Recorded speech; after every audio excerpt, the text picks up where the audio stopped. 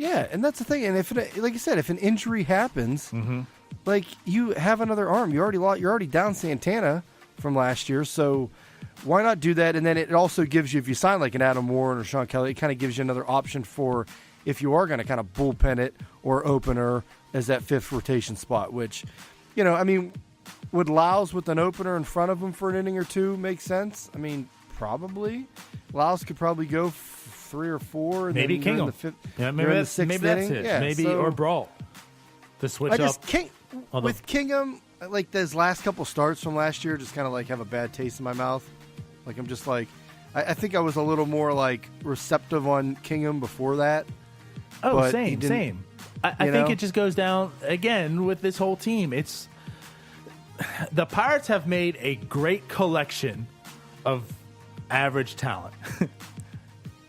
Average to above average. Yeah. And that's just the thing. Like with Kingham, I don't think he's as bad as what he was last year. But there's a lot of uncertainty around a lot of these players. And it's like, even if Kingham's not, he's going to be about an average pitcher. So, like that's what you're really hoping for. Like you're hoping that Kingham isn't as bad as he was last year. You're hoping that he's an average player.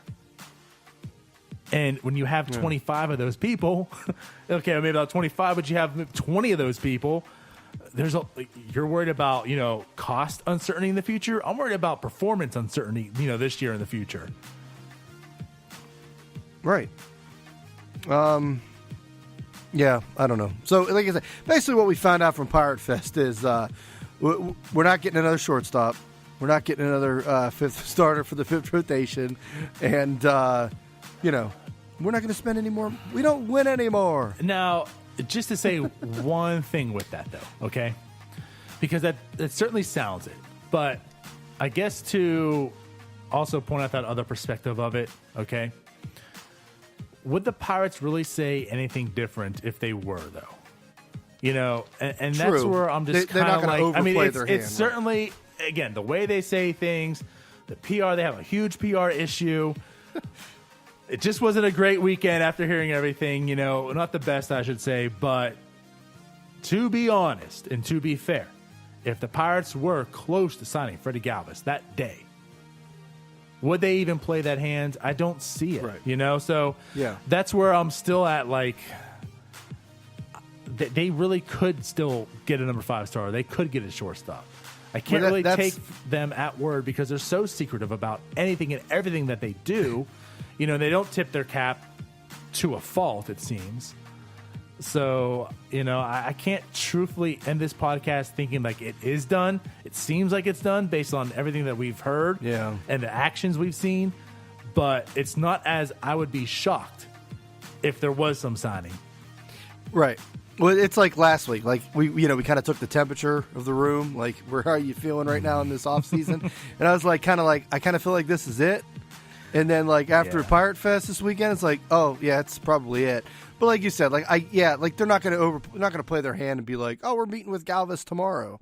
But at the same time, and especially the guy that's going to replace him is sitting 2 seats over from you. Right. And you're like, well, we're not comfortable. Hey, Eric, close your ears.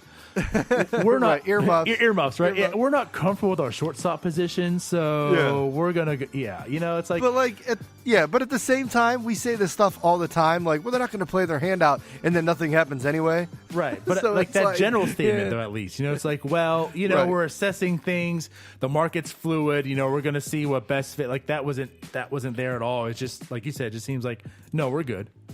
Yeah, you're going to make Eric Gonzalez feel good about, that them picking him up, basically. That, hey, we think we got 2 guys in him and Newman that can be, above average or better than what Galvis is and all that stuff. Right. So, yeah, it makes sense. And then just kind of wrapping up the quotes and everything, some player quotes. So Taillon was kind of a major piece there they were talking to. He's the union representative on the team, and so MLB Trade Rumors kind of gets this a little wrong, but basically he was talking about, it's this Taillon's fellow players. So they're talking about free agents. The union, he's the union representative. He just went to one of the recent board meetings they had for the union. Right. So and Taillon had said it wasn't that where he spoke out that the Pirates players are upset about the Pirates. Right. Because that's how he's read. talking about all players, right? MLB players.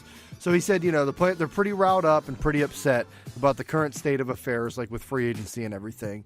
He conceded that the players are hard to sympathize with because many are earning millions of dollars, but he also pointed out that, the owners are making money too, and they're making more money than we are. So it's just kind of the latest thing, we see it. I mean, it looks like they're on a crash course to the strike, but when they have to negotiate the CBA and everything again, but yeah, it's a mess. There's gonna be an interesting labor war coming up. Whoa. But you have breaking news. Whit Merrifield just got a 4-year extension with the Royals. Oh yeah, I saw that. That's $16.25 million a year. You would think it's total. Oh, it's 4 total. years, $16.25 million. Now, how many more years of arbitration did he have? That's a great question. I want to look it up right now. Because I feel like he's been in the league for 3 years now. Yeah, I feel like he's probably he probably either is going into arbitration next year or maybe he has 1 year. He hasn't been in the majors very long. So yeah, arbitration. 2022 would be his last. Oh, okay. So basically, yeah. I don't know if that. So they just bought out his arbitration years. He was making $500,000 this year. He loses zero free. Okay, so it takes over this year. So basically, for the rest of his contract, yeah, that's not a bad deal. He has 4 years left. That really doesn't play into him. He didn't lose any money in free agency. I mean, he's probably going to when he hits free agency. Yeah, but he's been so good, man. He has been. I mean, that's a really team-friendly deal. Which that's kind of the Taillon kind of alluded to that, talking about these players really might not be. They're going to be less inclined to sign these team-friendly deals, or maybe more inclined because they go into. You go into. I was going to say free now agency, they but might who be wants more to go into inclined free to? agency? Yeah, they're not getting anything in free agency anyways. Right. Get your money now. But I mean, I get it. It's people always they're going to complain about the player, oh, you're making you're making $6 million to go play a game and all that stuff. But at the same time, what MLB made $10 billion last year or whatever, and these owners are making money. They're rich. I get it. This is their business. Nutting can control and keep as much of the profit or whatever he wants to do. But at the same time, it's you always see fans kind of side more with the team overall than the players. And I mean, I get it, but look, there's a lot of money in the game, and I don't know. It's going to end up being a ugly labor war, I think. It definitely is. Yeah, Alex Stump's talking about it right now too. And Bob Nutting, lastly from Pirate Fest, Bob Nutting was not there again. Oh, he had business on the West Coast. So I mean, honestly, why is anyone surprised? Yeah, I mean, are you really shocked? I think I left it on Facebook, but I asked because somebody was complaining about that, and I'm like, how many because most of these teams do these, there's Tiger Fest, there's Pirate, a lot of these teams do these either caravans in the off season or they have one big event at their park or something. How many owners? Do you ever see stories of owners going to these? No. Jeter. So, what's that? Jeter.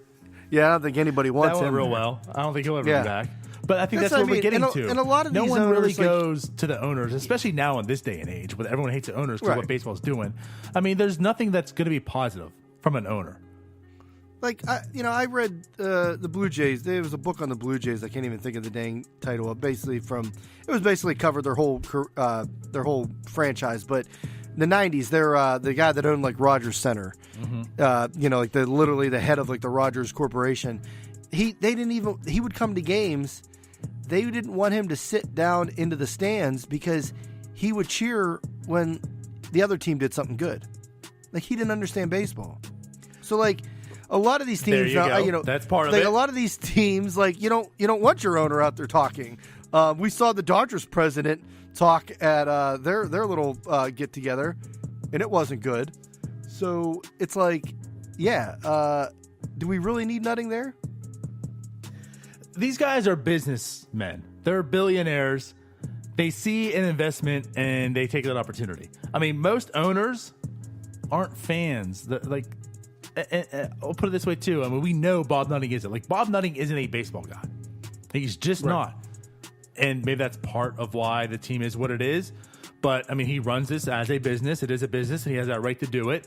And he runs a pretty tight ship, good business in those terms. Is it a best for the baseball team and the fans? Maybe not. But, like, he isn't a baseball guy. We know that. We've recognized this for years. He is not a baseball guy. You know, and he's not a hands-on, like which is also could be pretty good. He's not a Jerry Jones or a Dan Snyder. You know, so he's not hands-on with it.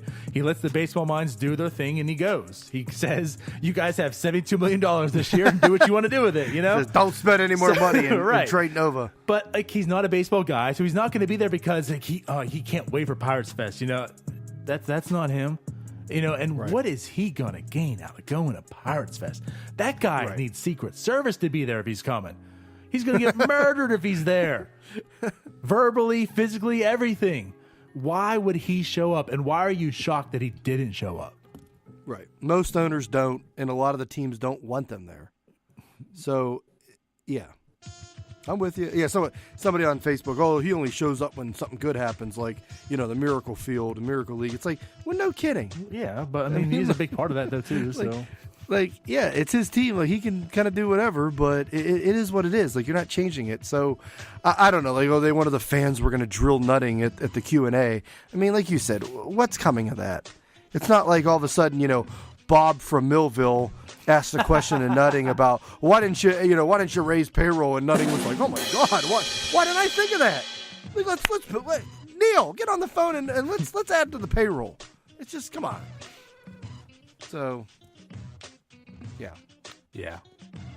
All right, so that's pretty much. Anything else from Pirate Fest you had? I think we're done. Shout out to everybody that went and sent us the pictures. Oh, yeah, we were retweeting people. There's some awesome pictures there. So the Pirate good Twitter meetup, that was sweet, man. That was really awesome. As I tweeted the GIF out about, all right, I'm going to go cry now. Like, I saw that picture of all them in the dugout, and I was like, oh, I should have went. I'm like, I see it. I wanted to. That was cool. It was cool to have been there. It would have been cool to see everybody. I know we met a couple. I met Scott last summer and everything. He was, I think, the head of getting everybody there. The rotundas of the Renegade. They were there. Renegade snuck up to the rotunda. Yeah, I think the park was pretty much all open, so you can kind of go wherever. But yeah, they were there. They got pictures. The Pirates account actually tweeted them out. So now a lot of people sent us pictures of their kids, you know, with Josh Bell and Joe Musgrove Marte. and Taillon, and how about what is it? Mitchell Nagy meeting Mitch Keller, Mitch and Mitch. Mitch and Mitch. Keller was there. Keller looks like he's like 12. Says a lot about you, young. Mitch. Right. But it was very cool. So thanks for everyone to send those. Yeah, it really was. And I think that, so, I mean, that's part of it. You know, I mean, say what you would say about the Pirates, but stuff like this brings a lot of people together. I mean, it's really cool. You know, it really is. And honestly, I'm here in Florida looking at, and I'm just like, I wish I was there. You know, it honestly got me thinking, like, you know what? Maybe next year I'll come up for a weekend just to go to Pirates Fest, just to see people and all that. Because, again, I just thought that was just so cool. And random people. I mean, Cookie Head, Cookie Jar, whatever, talking about, like, you know, like, if you can find me, I'm going to give you some, like, people had to go search for him. It's like, go find this man. Somebody find him. But just, I think it's really cool just meeting up with people you just talk to on Twitter all the time. You know, as if, like, your best friend, but you've never seen him before in your life. Meet up at Pirates Fest. Right. Take pictures of the dugout or whatever. The tweet up was awesome. And somebody tweeted us or tweeted out they were at the Slice of Broadway, the pizza place over in the outfield. I saw that and I was like, oh my God, I love that pizza. It's that New York style pizza. Freaking love it. It's the best place there. And I saw that and I was like, oh my God, they had that open. I was like really upset. But next year, you know, I figured my daughter, I told my wife, I said, she'll be almost 2. I was like, we're taking her. So maybe I'll come up for a weekend, Ryan. All right. Maybe we'll get something together. It's cold right now, DiNardo. I know. It's supposed to like negative 30, isn't it? And it's, well, yeah, this middle of the week's going to get real cold. But, you know, there was a lot to do when they switched it from the convention center to, you know, PNC Park, which is, you know, you think, okay, it's outside, but, you know, obviously a lot of the meetups and the Q&A, they're indoors. You can, you know, they're in either the the outfield bar, or they're in a suite. They have inside rooms that they go in for the Lexus Club. I think they open that up for the Q&A.